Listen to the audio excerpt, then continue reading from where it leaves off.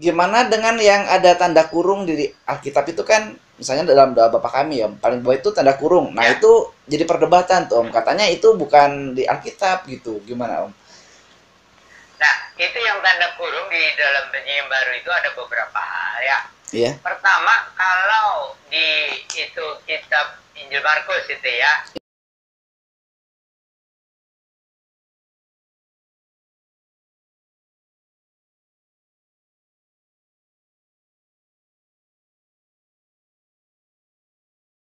bagian akhir itu karena sudah terlalu tua, lama atau naskah tua itu kemungkinan besar itu dimakan rayap atau dimakan itu ya. Yeah.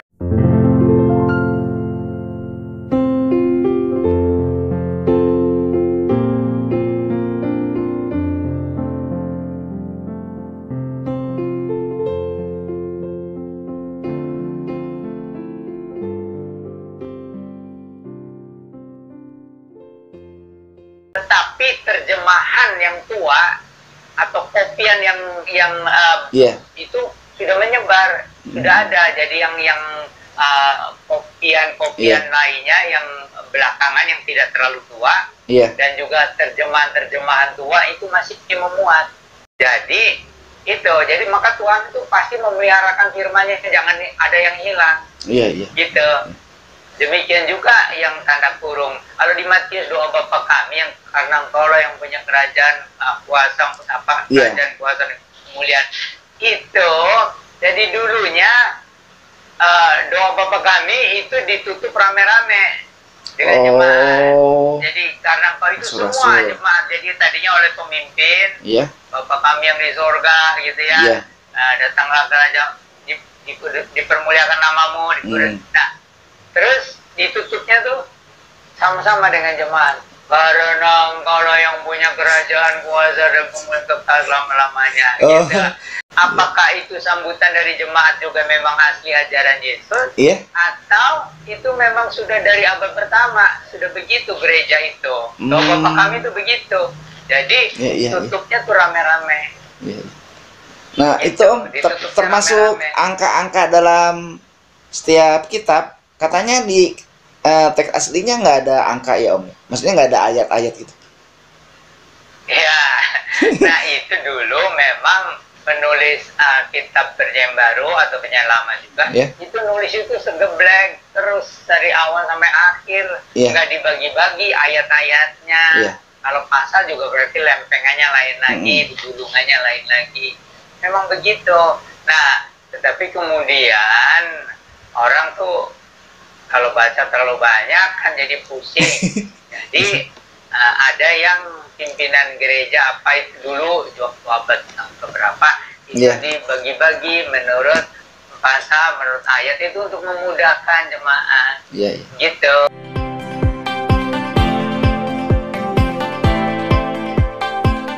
Kita harus sebutkan ya Om ya, karena memang ini ada di Alkitabnya umat Katolik ya Om. Itu kan ada tambahan Alkitab tuh. Nah itu gimana tuh? Ya, jadi itu gereja Katolik menambah dengan 6 kitab lagi ya.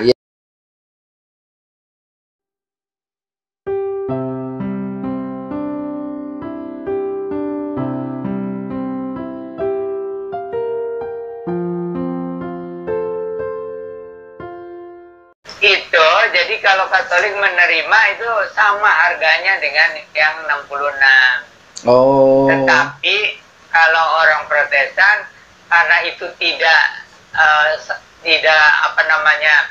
tidak diyakini dari rasul-rasul ya, karena tahun keluarnya juga beda.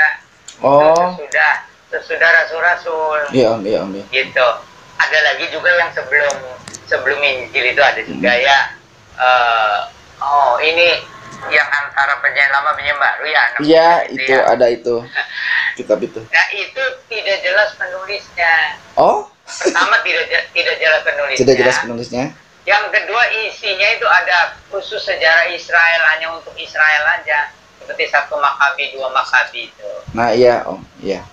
Itu betul-betul nasionalis, terlalu nasionalistis gitu ya. Yang ketiga, ada cerita dongeng. Oh, ada dongengnya. Kalau orang Kristen nggak percaya sama dongeng. Iya. Ada yang tidur sampai berapa lama dibangunkan katanya. Iya. Terus ada cerita apa lagi tuh, malaikat yang ngobrol sama siapa. Pokoknya itu tidak historikal. Iya. Gitu. Jadi tidak jelas historinya, sejarahnya. Iya. Gitu. Pertama tidak jelas penulisnya, kedua itu apa isinya itu ada dongeng-dongeng, dan yang ketiga tadi itu terlalu nasionalistis itu. Oh. Jadi tidak untuk umum, itu hanya untuk Israel, 1 Makabi, 2 Makabi. Iya. Gitu. Nah itu makanya jadi selalu jadi perdebatan tuh, terutama untuk orang yang bukan dari Kristen, ya kan Om. Kenapa gitu. Tapi jadi kalau orang Kristen itu harus jelas, kita tidak menerima dongeng. Iya. Apa bedanya dongeng dengan sejarah? Kalau sejarah kan ada bukti-bukti, ada saksi-saksi. Iya. Tapi kalau dongeng kan itu hanya seperti rekayasa cerita. Iya. Gitu. Kita tidak mau percaya sama yang begitu. Iya. Nah di kitab Deuterokanonika itu ada yang isinya itu kita tidak bisa percaya. Iya. Apa? Karena itu mitos, tidak ada bukti-bukti, tidak ada saksi-saksi. Ya, jadi ini kan melahirkan kontradiksi ya Om ya, jadi kontradiksi antara yang satu dengan yang lain, padahal sama-sama mungkin Alkitabnya. Kadang-kadang bukan sama-sama Alkitabnya. Jadi yang 66 itu kanon. Oh, yang 66. Kanon yang kalau zaman Yesus itu sudah fix itu yang 39 kitabnya lama ya. Yeah. Nah, yang 27 kitabnya yang baru juga itu pada akhir abad pertama sudah diterima oleh semua gereja gitu ya. Oh, iya. Jadi itu bukan Alkitabnya sama, itu Katolik menerima itu keputusan mereka. Gitu ya, terserah lah itu pimpinan gereja Katolik. Tapi itu bukan kontradiksi Alkitab yang sama. Yang sama itu yang 66-nya. Yang 66-nya ya sama ya. Ya, yang sama. Ya selebihnya kita tidak terima itu adalah firman Allah. Iya. Nah Om, karena saya udah ngomong kontradiksi nih Om, itu terjemahan jadi kontradiksi juga ya Om ya? Terjemahan. Apa itu? Terjemahan Alkitabnya jadi kontradiksi gitu. Maksud saya di sini terjemahan kadang-kadang tidak tepat kan Om? Itu terjemahan itu memang ada yang tidak tepatnya. Tapi kalau intisarinya itu bagus. Kalau intisarinya tidak melenceng dari nas semula gitu, dari apa naskah semula itu tidak melenceng, dari naskah asli tidak melenceng. Tapi ada terjemahan karena kalau menerjemahkannya sulit. Lalu dari masa ke masa diperbarui. Iya. Karena bahasa itu berkembang gitu. Iya. Nah, jadi itu berlaku untuk kitab suci yang lain juga. Oh. Al-Quran juga diterjemahkan dan terjemahannya juga banyak, sama semua kitab suci diterjemahkan gitu.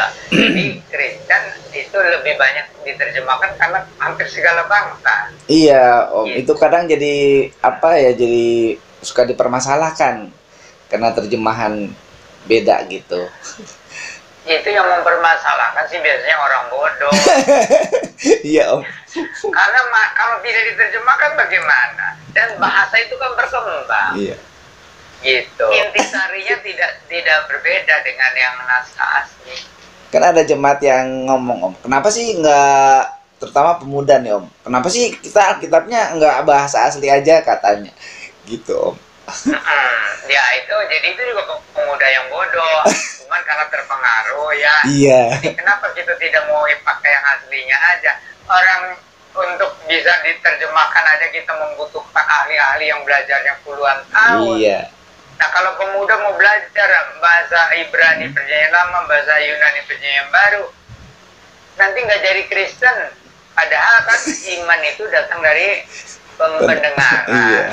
Itu berita Injil yang diberitakan. Iya. Nah, kalau mau mempelajari, pemuda itu kalau memang berminat gitu masuk sekolah teologi aja. Iya. Karena kalau untuk jemaat awam ini terlalu sulit belajar bahasa Yunani Perjanjian Baru ini. Itu kenapa dalam bahasa Yunani itu ya Perjanjian Baru itu bahasa internasional waktu zaman Yesus. Oh iya. Sebelumnya dan sesudah itu bahasa internasional. Jadi kalau Yesus ngomongnya apa, kata bahasa apa? Nah, Yesus dulu pakainya kalau dengan orang-orang ahli agama ya pakai Ibrani.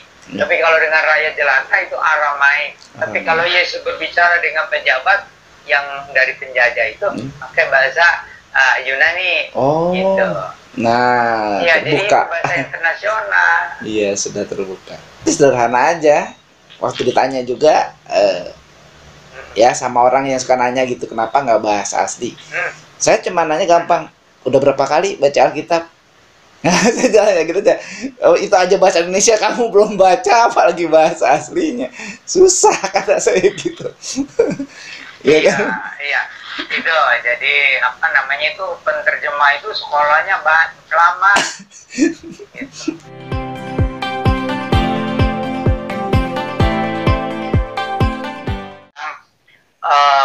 Penulisan Perjanjian Lama dan Perjanjian Baru itu, kanonisasinya. Kalau Perjanjian Lama itu pada zaman Yesus itu sudah fix, ya, itu 39 kitab itu. Secara resmi memang masih digumuli oleh teolog-teolog Yahudi. Itu kira-kira tahun 100 berapa gitu ya, baru secara resmi diakui Perjanjian Lama 39 kitab. Nah, kalau Perjanjian Baru itu begitu keluar itu langsung disebarkan ke gereja-gereja, ya. Jadi 27 kitab Perjanjian Baru itu diterima oleh semua gereja di abad pertama. Gitu, ya. Karena mereka tahu siapa yang nulis. Gitu ya. Nah, iya. Kemudian awal abad kedua itu zamannya namanya itu subapostolik dan apostolik, itu mereka mengutip hampir semua Perjanjian Baru itu dalam surat menyurat penggembalaan, hampir semua. Jadi kalau awal abad kedua aja sudah ada kutipan dari Perjanjian Baru, itu berarti sudah selesai ditulis abad pertama. Ngerti nggak? Ya, ngerti. Jadi bapak-bapak gereja awal abad kedua itu sering mengutip dari Perjanjian Baru. Gitu. Jadi artinya Perjanjian Baru itu sudah selesai ditulis pada sebelum akhir abad pertama. Gitu. Nah, jadi ini tidak ada masalah, tidak ada yang meragukan sampai dikanonisasi abad keempat. Itu abad keempat itu ada namanya konsili gereja. Itu utusan dari semua gereja yang ada yang sudah menyebar di daerah kerajaan Romawi lah waktu itu. Utusan. Nah, itu utusan-utusan itu meresmikan pertama dari dokumen-dokumen, apakah betul itu dari rasul atau sekretarisnya, ya, atau bawahannya itu ya. Yang kedua, isinya itu sesuai nggak dengan ajaran Yesus dan rasul-rasul, gitu. Jadi yang pertama itu penulisnya harus dipastikan berdasarkan dokumen-dokumen yang ada. Itu dari rasul-rasul dan sekretarisnya, gitu ya, atau penerjemah. Lalu yang kedua, isinya itu apakah sesuai dengan ajaran Yesus dan rasul-rasul. Isinya dari 20. Yang ketiga, apakah itu tersebarnya itu semua gereja sudah bisa menerima, gitu. Jadi bukan hanya gereja yang bagian barat terima, gereja timur enggak. Apakah semua gereja bisa menerima? Dan yang keempat, waktu itu jadi ada keyakinan bersama. Ini memang betul-betul Allah menghendaki menjadi pedoman iman dan kelakuan. Pedoman yang tertinggi untuk iman dan kelakuan. Begitu. Jadi tambahan. Nah, baru ada skeptisisme atau penolakan itu abad ke-20 ke sini. Jadi ada yang abad 19, 20 itu teolog-teolog modern, para ateis, para agnostik itu yang meragukan, dan teolog-teolog liberal itu meragukan bahwa perjanjian baru itu ditulisnya benar zaman Yesus dan sebagainya. Tapi dulu nggak ada masalah.